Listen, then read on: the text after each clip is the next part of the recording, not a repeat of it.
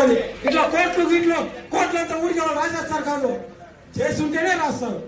సరే 2 కోట్లు కాబట్టి 1 కోటి అనుకుంటాం, ఆ 1 కోటి మీద ఎవరికి తెలుస్తుంది? మీరు నెలలో ఇన్స్పెక్షన్ చేసి ఖర్చు రిపోర్ట్ రాసి ఈవో గారు ఏమేమి చేస్తా ఉన్నారు, ఎవరెవరు ఏం జరుగుతా ఉంది అని చెప్పి రాసి పంపించాలి కదా. మీరు ఇప్పుడు వచ్చి డ్యూటీ ఎందుకు ఎన్ని నెలలు అయింది? ఇప్పుడు 9 నెలలుగా ఎన్ని రిపోర్ట్లు 9 రిపోర్ట్లు పెట్టారు కదా. కనీసం 1 నెల పెట్టారా? 1 రిపోర్ట్ పెట్టారా? మీరు చెప్పిన ప్రకారం నాకున్న జాబ్ ప్రకారం పంచాయతీ రొటేషన్ టోటల్ గా 3 నెలలకు ఒకసారి రొటేట్ అవుతుందండి.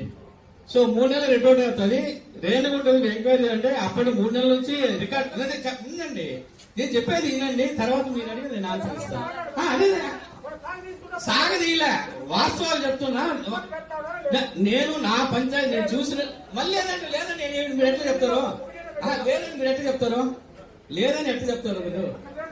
ఏది ఎక్కడ ఆ రిపోర్ట్ కాదు, మేము డిపో కలెక్టర్ పంపాము, డిపో కొంటాము చెప్పానండి.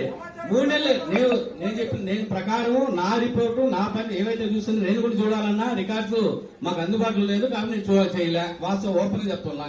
నేను నా పరిధిలో ఏవైతే అవైలబుల్ లో ఉన్నటువంటి అదే విధంగా ఎంక్వైరీ విమాన పడి నేనే స్వయంగా ఎంక్వైరీ చేశాను. సో ఆ టోటల్ డీటెయిల్స్ ఇచ్చి కూడా కన్సర్న్ వాళ్ళకి ఇవ్వడం జరిగింది, డిపోకి ఇవ్వడం జరిగింది. మళ్ళీ ఎంక్వైరీ చేసి అది ప్రాసెస్ లో జరుగుతుంది. అది డిఎల్పో వారి ఆధ్వర్యంలో జరుగుతుంది.